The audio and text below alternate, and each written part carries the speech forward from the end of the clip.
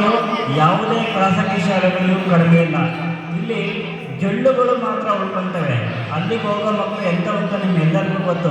ಖಂಡಿತ 1,00,000 ರೂಪಾಯಿ ಒಂದು ವರ್ಷಕ್ಕೆ ಕೊಟ್ಟು ನೀವು ಡೊನೇಷನ್ ಕೊಟ್ಟು ಕಳಿಸಿದ್ರು ಈ ರೀತಿಯಲ್ಲಿ ಖಂಡಿತ ಇನ್ವಾಲ್ವ್ಮೆಂಟು ಖಾಸಗಿ ಶಾಲೆಗಳಲ್ಲಿ ಇರಲ್ಲ.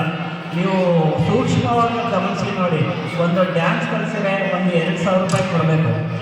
ಯಾವುದೋ ಒಂದು ಮೂಲೆಯಲ್ಲಿ ಸುಮ್ಮನೆ ಹಾಡು ಬರ್ತಾರೆ. ಆದರೆ ಇಂಥ ಒಂದು ರಿಮೋಟ್ ಏರಿಯಾದಲ್ಲಿ, ಹಿಂದುಳಿದ ಪ್ರದೇಶದಲ್ಲಿ ಈ ಒಂದು ಇಂಗ್ಲೀಷ್ ಫೆಸ್ಟನ್ನು ಆಚರಿಸೋದು ಅಷ್ಟು ಸುಲಭವಾದ ಕೆಲಸ ಅಲ್ಲ.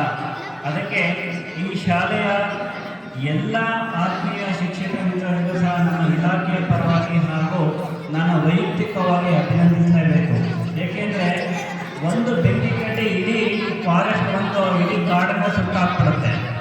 ಒಂದು ಶಾಲೆಯಲ್ಲಿ ಒಬ್ಬರು ಶಿಕ್ಷಕರು ಯಾರಾದರೂ ಒಂದು ಸ್ವಲ್ಪ ದುಡ್ಡಿದ್ರೆ ಖಂಡಿತ ಇಡೀ ಶಾಲೆ ಹಾಳಾಗುತ್ತೆ. ಆದರೆ ಒಳ್ಳೆಯ ಕೆಲಸವನ್ನು ಮಾಡ್ತಿರುವಂಥ ಕೊಟ್ರೇಶ್ವರವ್ರಿಗೆ ಎಲ್ಲರೂ ಒಂದು ಒಗ್ಗೂಡಿಸಿ ಕೈ ಜೋಡಿಸಿ ಒಂದು ಸಪೋರ್ಟನ್ನು ಕೊಡ್ತಾ ಇಲ್ಲ ಈ ಶಾಲೆ ಶಿಕ್ಷಕರು.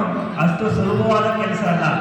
ಇವತ್ತಿನ ಒಂದು ಮನೋವಿಕಾರದ ಸಂದರ್ಭದಲ್ಲಿ, ಏನೇನೋ ಪೂರ್ವಾಗ್ರಹಗಳ ಸಂದರ್ಭದಲ್ಲಿ ಈ ಶಾಲೆಯ ಎಲ್ಲ ಶಿಕ್ಷಕರನ್ನು ನಾನು ತುಂಬ ಅಭಿವೃದ್ಧಿಯಿಂದ ನೋಡಿದ್ದೀನಿ. ಎಲ್ಲರೂ ತುಂಬ ಚೆನ್ನಾಗಿ ಕೋಆರ್ಡಿನೇಷನಲ್ಲಿ ಇನ್ವಾಲ್ವ್ಮೆಂಟನ್ನು ಹಾಕಿ ಎಲ್ಲ ಕಾರ್ಯಕ್ರಮಗಳನ್ನು ಮಾಡ್ತಾರೆ. ನಾನು ಈ ವ್ಯಾಪ್ತಿಯಲ್ಲಿ ಸಂಬಂಧಪಟ್ಟಿಲ್ಲ. ನಮ್ಮದು ಆಲ್ರೆಡಿ ಹೋಗಿ ಒಂದು ಜವಾಬ್ದಾರಿಯನ್ನು ಹೊತ್ಕೊಂಡಿದ್ದೀನಿ. ಆದರೂ ಸಹ ಇಲಾಖೆ ಅನೇಕ ಕೆಲಸಗಳಿದ್ದು ಅವನ್ನೆಲ್ಲ ಬಿಟ್ಟು ಈ ಶಾಲೆಯ ಶಿಕ್ಷಕರಿಗೆ ಹಾಗೂ ಈ ಶಾಲೆಯ ಮಕ್ಕಳಿಗೆ ಬೆಂಬಲವಾಗಿ ನಿಲ್ಲಬೇಕು, ಒಂದು ನೋಡ್ಕೊಂಡು ಬರಬೇಕು ಅನ್ನೋ ಉದ್ದೇಶದಿಂದ ಅನೇಕ ಒಂದು ಇಲಾಖೆ ಕೆಲಸಗಳಿಗೂ ಸಹ ಇಲ್ಲಿ ಬಂದಿದ್ದಕ್ಕೂ ಸಾಕು ಅಂತ ಅನ್ನಿಸ್ತು. ಎಷ್ಟು ಪೋಷಕರು ಗಮನ ಕೊಟ್ಟು